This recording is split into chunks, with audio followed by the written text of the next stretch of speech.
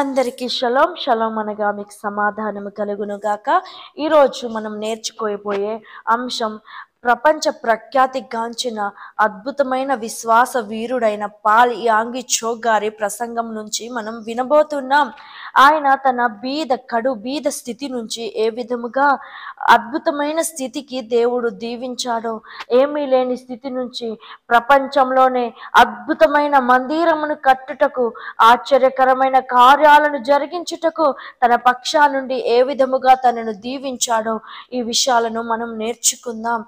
విశ్వాసం అనున్నది నిరీక్షింపబడు వాటి యొక్క నిజస్వరూపము, అదృశ్యమైనవి ఉన్నవనుటకు రుజువై ఉన్నది.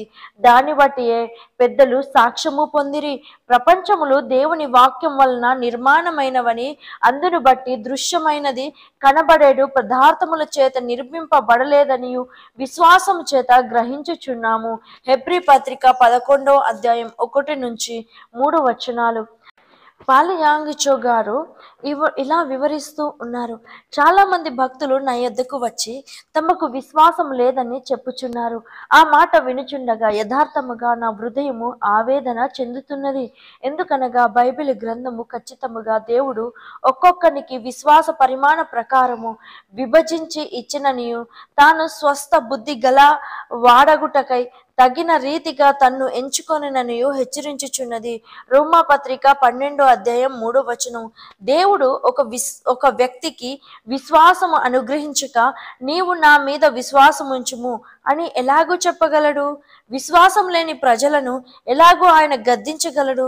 కాబట్టి మీరు అంగీకరించినను అంగీకరించకపోయినను దేవుడు మీ హృదయములందు కొంత విశ్వాసమును ఉంచి ఉన్నాడు అన్నది వాస్తవం. మీరు రక్షింపబడుటకు కావలసిన విశ్వాసం మీలో ఉన్నది. మీరు స్వస్థత నొందుటకు కావలసిన విశ్వాసము మీలో ఉన్నది. పరిశుద్ధాత్మతో నింపబడుటకు, అద్భుతములను పొందుటకు ప్రభువు సరిపడు విశ్వాసం ఇప్పటికే మీకు ఇచ్చి ఉన్నాడు. నేను ఇలాగూ చెప్పుచుండగా అనేకులు కుంటి సాకులు చెప్పుచున్నారు.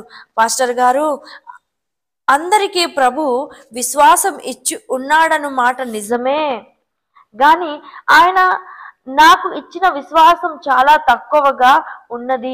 ఆ విశ్వాసం ద్వారా నేనేమీ సాధించలేను అంటుంటారు. ఒక పర్యము విదేశము నుండి మా దేశమునకు వచ్చిన ఒక సహోదరుడు కొన్ని ఆవాలను తీసుకొని వచ్చెను. ఎందుకనగా మా దేశమందు ఆవాలు లేవు. అందువలన ఆవగింజను చూచిన వెంటనే నేను సంతోషించి తిని నా సంఘ సభ్యులందరికీ వాటిని చూపించవలెనని ఆశించాను. మా దేశమందు ప్రతి ఉదయము తెల్లవారుజామున కృతజ్ఞత కూడిక జరుగుచున్నది. ఉదయము 4:30 గంటలకు ఆ ప్రార్థన కూడిక మొదలగును.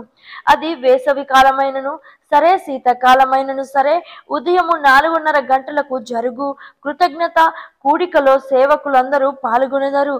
ఒకవేళ స్థానిక సంఘ కాపరి ఆ కూటంలో పాల్గొనని ఎడల అతడు జారిపోయాడని సంఘస్థులు తలంచెదరు. వేకువ జామున ప్రభువును స్తుతించుట నిజముగా ప్రతి సేవకునికి ఆశీర్వాదం కరముగా ఉన్నది.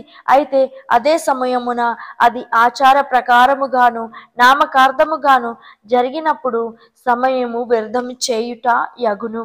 ఒక ఉదయం కాల కృతజ్ఞతా కూటములో విశ్వాసము గూర్చి ప్రసంగించుచుంటిని. నేను విశ్వాసమును చూచి ఆవగింజంత విశ్వాసమని బైబిల్ చెప్పుచున్నది.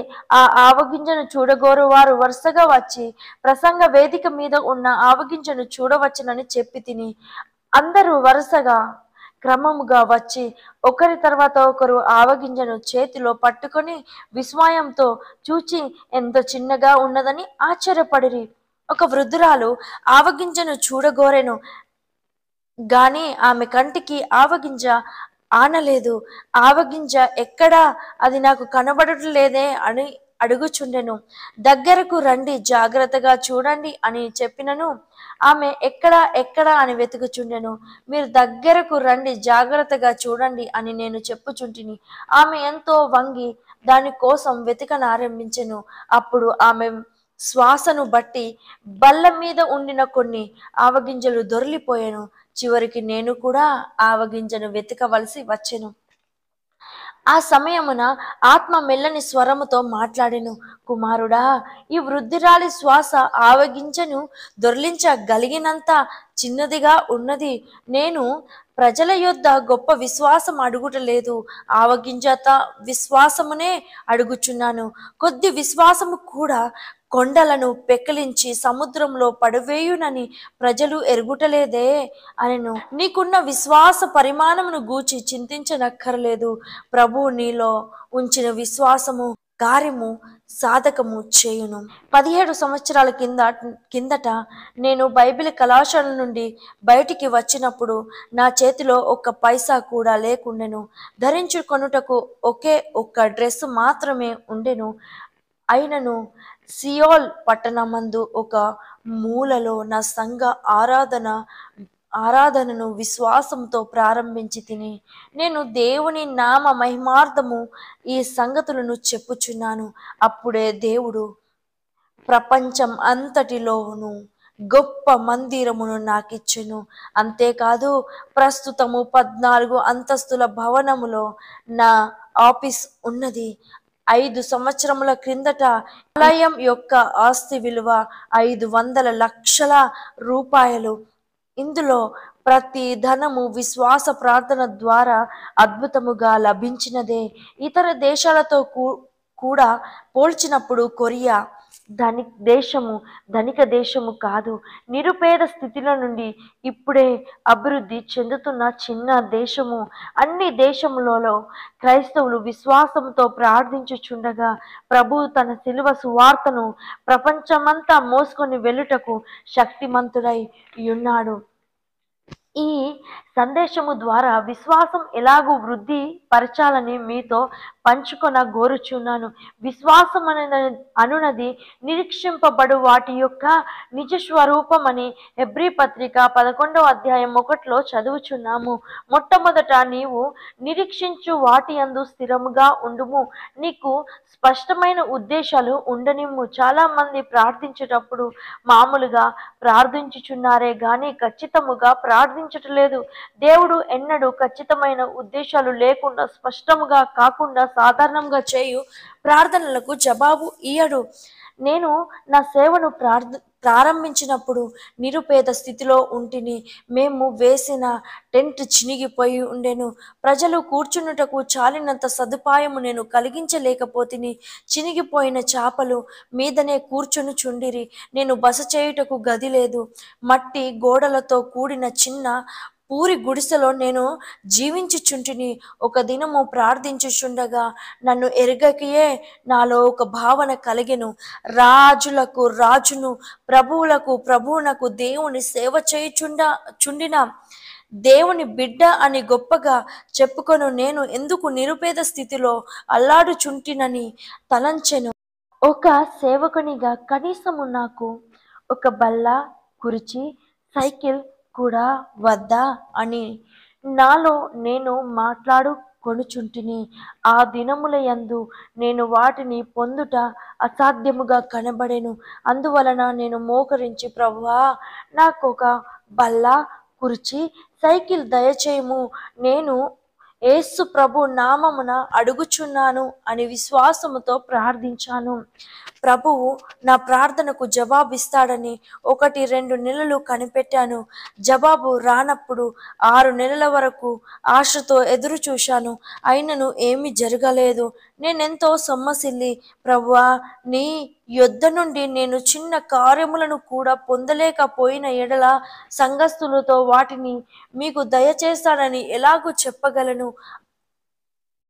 అలాగున ప్రసంగించిన ఎడల నేను వేషధారిగా నుందునే.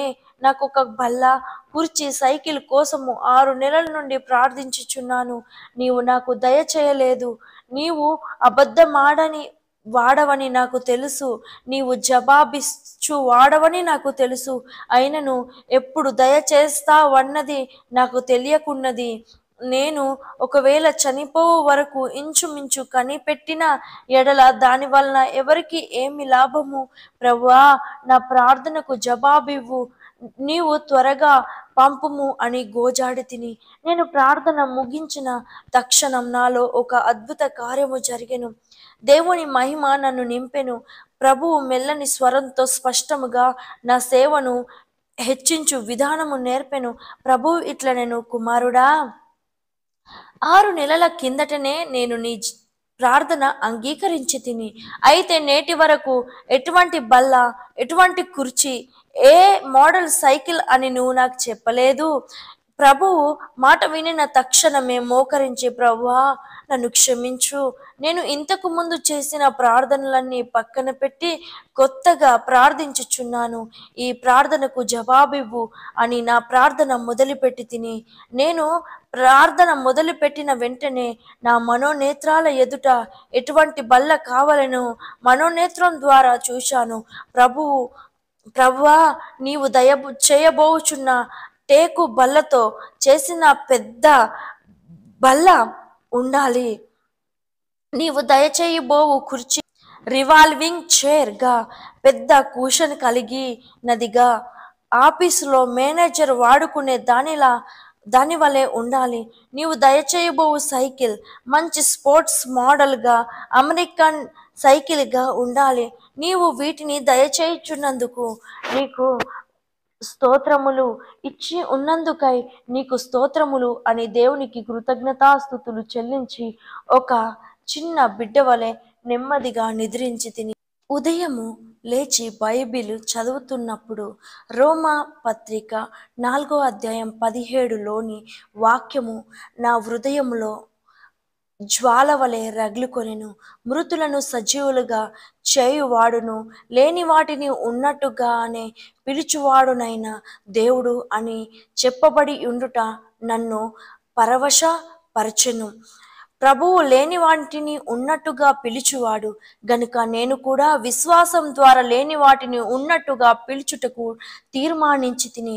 మరుసటి దినము నేను ఆలయంలో ప్రసంగించుచుండగా విశ్వాసంతో ప్రభువు నాకు టేకు బల్లను, రోలింగ్ కుర్చీని, అమెరికన్ లోని తయారు చేయబడిన సైకిల్ను ఇచ్చి ఉన్నాడని ప్రకటించి తిని. అందరూ విస్మయం చెందిరి. నిరుపేద స్థితిలో నుండి నేను వీటన్నిటిని ఎలాగో కొనగలిగానని ఆశ్చర్యపడిరి.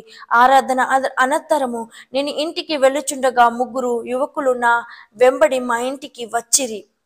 పాస్టర్ గారు, మీకు లభించిన బల్ల, కుర్చీ, సైకిల్ను చూచి వెళ్ళుటకు వచ్చాము గాని ఇంటిలో ఏమీ కనబడలేదు. నేను ఆ యువకులను చూసి, మీరు మీ తల్లి గర్భంలో ఎంతకాలం ఉండిరి అని ప్రశ్నించగా అందుకు వారు 10 నెలలని జవాబిచ్చిరి. 10 నెలలు మీరు ఏమి చేయుచుండిరి అని అడిగి తిని. అందుకు వారు, మేము లోపల ఎదుగుచుండిటిమి అనిరి.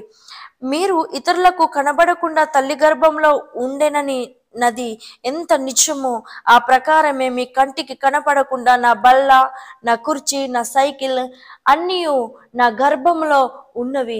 అవి తగిన కాలమందు బయటకు వచ్చునని జవాబిచ్చి తిని. ఆ తుంటరి యువకులు, పాస్టర్ గారు గర్భంతో ఉన్నారు, ఆయన కడుపులో బల్ల, కుర్చీ, సైకిల్ ఎదుగుచున్నవి అని ఊరంతా చాటించిరి. సంఘస్థులందరూ నా కడుపును చూసి ఎగతాళి చేసిరి. అయితే ప్రభువు నన్ను అవమానమునకు అప్పగించలేదు. ఒక అమెరికా మిషనరీ కుటుంబము కొరియా నుండి బయలుదేరి వెళ్ళుచు నాకు కొన్ని వస్తువులను బహూకరించిరి. ఎంత ఆశ్చర్యము! నేను ప్రార్థించిన ప్రకారము టేకు బల్ల, రివైలింగ్ చైర్, అమెరికాలో తయారు చేయబడిన సైకిల్ను వారు నాకు ఇచ్చిరి. ప్రభువు నమ్మదగినవాడు, ఆయన నా విశ్వాసమును ఘనపరచెను. ఆ దినము మొదలుకొని నేను ఖచ్చితముగా స్పష్టముగాను ప్రార్థించుట నేర్చుకొంటిని.